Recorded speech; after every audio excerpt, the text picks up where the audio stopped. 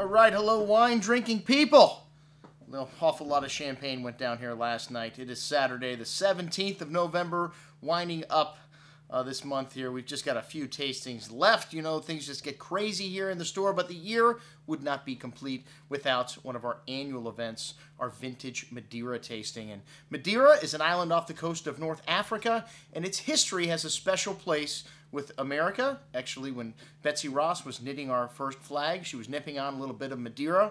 When Thomas Jefferson and the rest of the gang were signing the Declaration of Independence, they also toasted with Madeira. You see, Madeira was one of the only things, alcoholic beverages that was not taxed by the Brits. Anything that came from Europe got taxed, and technically the island of Madeira, well, they left the coast of Africa, came up and picked up their hooch after picking up the slaves, and then right across the big pond, and then everybody was happy. We had cheap labor and hooch. And Madeira is a unique style of wine because it's fortified like ports, and it's not quite as sweet though. And the different types of Madeira all relate to the different types of grape varietals that they use on the island. Verdejo and Cercial being a bit drier style, and then Boal and Momsey being the sweeter style, but not quite as sweet as ports. Actually, they're only as sweet as most champagnes are, but incredible amount of acidity, and a lot of people feel that may have something to do with the volcanic soils on the island, and then the grape varietals themselves, and possibly, well, Madeira means wooded place. One of the rulers of Madeira several hundred years ago decided to clear some of the forest. They were going to burn them down, and 7 years later, almost the whole entire island burned, and that could also have something to do with the acidic nature of the soils on the island of Madeira. But these grapes here are very unique and very distinctive, and they keep these wines in cask for 100, 150 years. The old dog on the table tonight is our 1802 Tarentaise.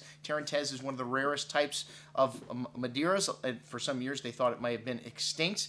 And a lot of these old vineyards, like the Camadalobos vineyard, one of the most famous vineyards, we have the 1864 Solera here. Again, we've had this wine before. They pulled up this vineyard to plant banana trees because they can get 2 harvests out of bananas. And Madeira kind of fell out of fashion, after Prohibition, and really never came back into fashion in too many places. But these old bottles of vintage Madeiras are dinosaurs in the wine world. They are not going to be ever made again. The power of money is too strong now to put money in a cask for 100 years and say the next generation is going to reap the benefits of this.